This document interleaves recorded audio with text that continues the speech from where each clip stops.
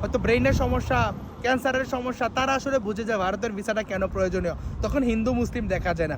ওই ভারত যখন দীর্ঘ 2 বছর পর তার ট্যুরিস্ট ভিসা বাংলাদেশের জন্য ওপেন করলো, তখন একটা সংঘবদ্ধ গোষ্ঠী চক্রান্তমূলকভাবে প্রচারণা শুরু করলো যে ভারত নাকি এই ভিসা হিন্দু সম্প্রদায়ের মানুষের জন্য খুলছে, এবং সেটা নিয়ে অনেক উস্কানি দিতে থাকলো যে হিন্দুদের এক পা বাংলাদেশে, আরেক পা ভারতে, হিন্দুরা কেন ভারতে যাবে। কিন্তু পরের দিনে দেখা গেল 1.5 লাখ মানুষ ভিসার জন্য অ্যাপ্লাই করছে। এখন দেখেন যে বাংলাদেশের হিন্দু সম্প্রদায়ের তথা সমগ্র পৃথিবীর হিন্দু সম্প্রদায়ের মানুষের তো পূর্ণভূমি ভারতে, তারা তীর্থ করার জন্য ভারতে যায়। তো বর্তমানে তো 4 ধাম যাত্রা, যে কেদারনাথ, অমরনাথ, বদ্রীনাথ, এটা চলতেছে, যেটা বছরের নির্দিষ্ট সময় বন্ধ থাকে। তো হিন্দু সম্প্রদায়ের মানুষ তার তীর্থ করার জন্য অন্য দেশে যাইতে পারে, যেটাই গত 2 বছর বন্ধ ছিল। এখন বাংলাদেশের মুসলিম সম্প্রদায়ের জন্য হজ করা খুবই গুরুত্বপূর্ণ একটা বিষয়।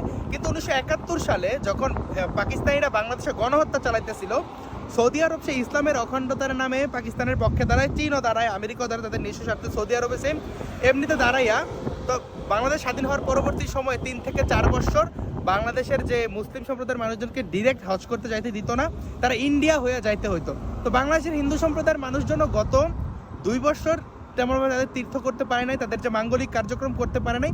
তো আমি মানলাম যে হিন্দু সম্প্রদায়ের মানুষজন তীর্থ করার জন্য যাইতেছে। কিন্তু যখন দীনেশ ত্রিবেদী যমুনা সেন্টারে যায়, যেখানে ভিসা দেয়, সেখানে তো অনেক মুসলিম মহিলা তাকে বলছে যেন মেডিকেল ভিসাটা খুবই সহজ করা হয়। 5ই আগস্টের পরবর্তী সময়ে দেখলাম সেখানে তো অধিকাংশ মানুষের মুসলিম ছিল, যারা আন্দোলন করছে যে ভিসা চাই, টাকা লাগলে বেশি দিব। এবং এক বাংলাদেশি বলতেছে যে আমাকে ভিসা দেয় না, আমার বউ বাচ্চাকে ভিসা দিয়েছে, ভারত শুধু হিন্দুদের ভিসা দিতেছে। তাহলে কি তোর বউ বাচ্চা তাহলে হিন্দু? চিন্তা করেন, আসলে এরা যে ইন্ডিয়া যাইবে, ওইখানে একটা হিন্দু সোসাইটি, ওইখানকার হিন্দু মানুষের জন্য এরা থ্রেট। কারণ হিন্দুদেরকে এক পা ভারতে এক পা বাংলাদেশে বলা লোকই দেখবেন সবার আগে যে ভারতের ট্যুরিস্ট ভিসার জন্য দাঁড়ায় গেছে। তো এই ধরনের হিপোক্রেসি খুব কম জনজাতি গোষ্ঠীর মধ্যে আপনারা দেখতে পাইবেন। ভারত কি শুধু হিন্দুদের বেচা ভিসা দেয়? গত কয়েকদিন আগে তো তীর্থযাত্রী অনেকজনের ইমিগ্রেশন থেকে ফেরত পাঠাই দিয়েছে, তারা রিকোয়ারমেন্টস ফুলফিল করতে পারে নাই। ভারত তো রাষ্ট্র হিসাবে সে বাংলাদেশি হিন্দু হোক মুসলিম হোক সবাইকে একইভাবে তাদের রুলস অনুযায়ী ট্রিট করবে। ভিসা দেয় নাই, সে এটাকে হিন্দু মুসলিম ক্যাটাগরিতে ভাগ করতেছে।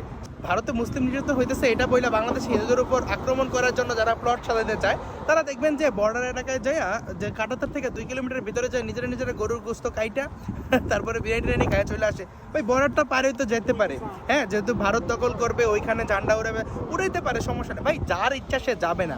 কিন্তু যে হিন্দু হোক বা মুসলিম হোক, যার বাবা অসুস্থ, যার মা ক্যান্সারে ভুগতেছে, যার মায়ের কিডনিতে সমস্যা, বাবা ভাইয়ের হয়তো ব্রেইনের সমস্যা, ক্যান্সারের সমস্যা, তারা আসলে বুঝে যায় ভারতের ভিসাটা কেন প্রয়োজনীয়। তখন হিন্দু মুসলিম দেখা যায় না।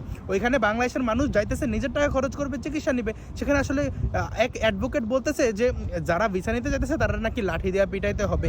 তারেক রহমান, আপনি কি দেখেন না আমরা পিটাই পুলিশের কাছে দিব? সে আসলে খুব জাতীয়তাবাদী নেতা হওয়ার জন্য কয়দিন চৈতালির বিরুদ্ধে বলে, কয়দিন চৈতালির বিরুদ্ধে মামলা করে, কয়দিন বলে ভারতের ভিসা যারা নিতে যাবে তাদের পিটাবে। বাংলাদেশ রাষ্ট্র, ভারত রাষ্ট্র দুইটা মিলিতভাবে ভিসা দিতেছে, সে নাকি মানুষকে পিটাবে। কত বড় সন্ত্রাস, চিন্তা করছেন? এই ধরনের বাটপার জোচ্চোরগুলো একটা হাঙ্গামা তৈরি করার জন্য এই ধরনের পায়তারাগুলা করতেছে। অথচ দেখা যায় যে লুকাইয়া ওই সমন্বয়ক মেহেদি, সে বলে দিল্লি না ঢাকা, সে দিল্লি যায় বসে আছে ভিসার জন্য। জুলাই যুদ্ধা কাইনা কায়সার তার মরণাপন্ন অবস্থা, তাকে ইমার্জেন্সি ভারতের কাছে রিকোয়েস্ট করে তাকে নিয়ে যাওয়া হয়েছে, তখন দোষ হয় না। এই জনের বাবা অসুস্থ, এই জনের মা অসুস্থ হয়, নিয়ে যায়, কোনো সমস্যা নাই। শুধুমাত্র হিন্দুরা তীর্থ করতে গেলে সমস্যা হয় না। এটা কোন ধরনের বাটপারি ভাই? দেখেন, প্রথমে বললো যে হিন্দুরা যাবে আর কেউ যাবে না, পরে যখন দেখলো যে হিন্দু মুসলিম কোনো ভেদাভেদ নাই, বেশিরভাগই মুসলিম সম্প্রদায়ের মানুষ সেখানে দাঁড়িয়ে গেছে। কারণ ভাই ওর পরিবারে আসলে মানুষ মারা যাইতেছে চিকিৎসা না পাইয়া।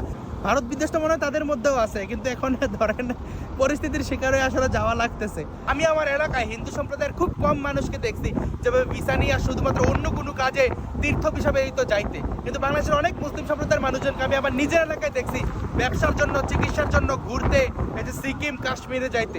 তো সেগুলো আসলে সমস্যা হয় না, মানে হিন্দু সম্প্রদায়ের মানুষ যাই করবে তাতেই দোষ। এ ধরনের ধান্দামি, ফাতরামি, এ ধরনের হিন্দু বিদ্বেষ বাংলাদেশের সাধারণ মানুষের মধ্যে।